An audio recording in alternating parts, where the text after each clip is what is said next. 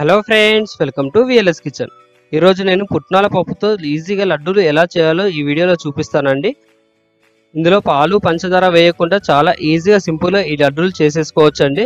మీరు ఒక్కసారి నోట్లో వేసుకున్నారంటే ఈ లడ్డూలు కరిగిపోతాయి. ఇలా చేసి పిల్లలకు అప్పుడప్పుడు పెడితే చాలా ఇష్టంగా స్నాక్స్ లాగా తింటారు.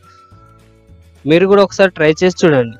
మీరు కనుక మా ఛానల్ని ఫస్ట్ టైం చూస్తున్నట్లయితే మరిన్ని లేటెస్ట్ వీడియో కోసం క్రింద ఉన్న సబ్స్క్రైబ్ బటన్ని క్లిక్ చేయండి. ఈ ప్రాసెస్ ఎలానో చూసేద్దామా. ప్యాన్లో ఒక కప్పు పుట్నాల పప్పును తీసుకోవాలి. వీటిని 1 నుంచి 2 నిమిషాల పాటు లో ఫ్లేమ్లో ఈ విధంగా రోస్ట్ చేసుకోవాలి. చూడండి, ఈ విధంగా మనం నెమ్మదిగా రోస్ట్ చేసుకోవాలి. ఇలా రోస్ట్ చేసుకున్న తర్వాత ఒక ప్లేట్లోకి ట్రాన్స్ఫర్ చేసుకొని వీటిని అనేది మనం చల్లార్చి పెట్టుకోవాలి. ఇలా చల్లార్చిన తర్వాత మిక్సీ చేసుకుంటే మనకు పేస్ట్ అనేది ఈజీగా అవుతుంది.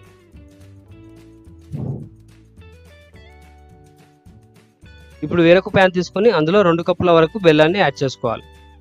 2 కప్పుల బెల్లానికి 2 కప్పుల వాటర్ని యాడ్ చేసుకోవాలి. ఈ బెల్లం అనేది మనం గట్టిపాకం కాకుండా నార్మల్గా కరిగిపోతే సరిపోతుందండి. చూడండి, ఈ విధంగా మనం కరిగించుకోవాలి. మనం బయటికి ఎక్కువ ఖర్చుతో స్వీట్లు తెచ్చుకొని తినడం కన్నా ఈ విధంగా హెల్తీగా ఇంట్లోనే మనం ఎప్పుడు కావాలంటే అప్పుడు ఇన్స్టెంట్గా చేసేసుకొని తింటే హెల్త్కి చాలా మంచిదండి. చాలా ఈజీగా కూడా అయిపోతుంది. బెల్లం కరిగేలోపు మనం ఇక్కడ చల్లారిన పప్పును మనం గ్రైండ్ చేసుకుందాం. ఇలా ఒక మిక్సీ జార్లోకి తీసుకొని సన్నగా గ్రైండ్ చేసుకోవాలి.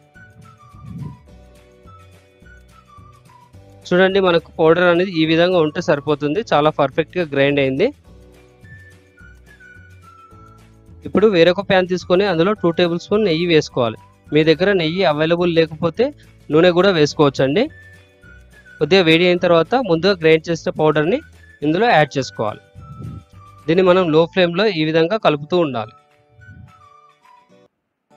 మొత్తం ఈ విధంగా మనం కలుపుకోవాలి. ఈ విధంగా మొత్తం కలుపుకున్న తర్వాత దీంట్లో ఇంతకుముందు మనం మరిగించి పెట్టుకున్న బెల్లం వాటర్ని యాడ్ చేసుకోవాలి. ఇక్కడ వాటర్ అనేది ఒకేసారి కాకుండా కొద్ది కొద్దిగా వేసుకుంటూ కలుపుకోవాలండి. దీన్ని మనం లో ఫ్లేమ్లో పెట్టుకొని కలుపుకోవాలి. బెల్లం వాటర్ని మనం ఒకేసారి వేస్తే మనకు పప్పు అనేది ఉండలుండలుగా కడుతుందండి. అలా కాకుండా మనం ఈ విధంగా కొద్ది కొద్దిగా వేస్తూ కలుపుతూ ఉండాలి. చూడండి, మనం దీన్ని అనేది లో ఫ్లేమ్లో ఈ విధంగా కలుపుతూ ఉండాలి. ఒకే సైడ్లో కలుపుతూ ఉండాలండి, వన్ డైరెక్షన్లో.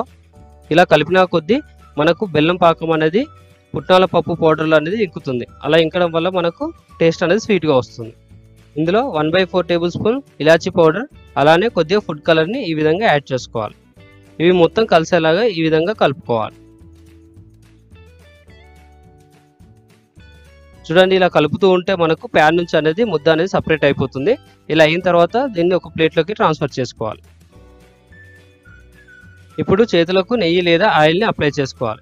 ఇలా అప్లై చేసుకోవడం వల్ల మనము లడ్డూలు చేసుకునేటప్పుడు వేడి అనేది మన చేతులకు తగలకుండా కాలకుంటూ ఉంటుంది. అలానే లడ్డూలు కూడా మనకు స్మూత్గా వస్తాయి. చూడండి, ఈ విధంగా 2 చేతుల మధ్యలో పెట్టుకొని ఈ విధంగా లడ్డూలు చేసుకోవాలి. ఇలా చేసుకున్న తర్వాత ఒక ప్లేట్లోకి ట్రాన్స్ఫర్ చేసుకోవాలి. ఇలా చిన్న చిన్న ముద్దలుగా తీసుకొని లడ్డూలు చేసుకోవాలి. ఇలా మిగిలిన మిశ్రమాన్ని కూడా మనం ఈ విధంగా చేసుకోవాలి. ఇక్కడ నేను తీసుకున్న క్వాంటిటీకి 7 లడ్డూలు వచ్చాయండి. ఈ విధంగా చేసుకొని ప్లేట్లోకి ట్రాన్స్ఫర్ చేసుకోవాలి. మనం ఈ లడ్డూలు చేసుకోవడం కోసం ఎక్కువ ఇంగ్రీడియంట్స్ ఏం అవసరం లేదండి. చాలా ఈజీగా అయిపోతాయి. చూడండి, మనకు చాలా పర్ఫెక్ట్గా వచ్చాయి లడ్డూలు అనేది. అంతే అండి, ఎంతో టేస్టీగా లడ్డూలు రెడీ. మీరు కూడా ఈ రెసిపీని ఒకసారి ట్రై చేసి ఎలా వచ్చిందో కామెంట్ రూపంలో తెలియజేయండి.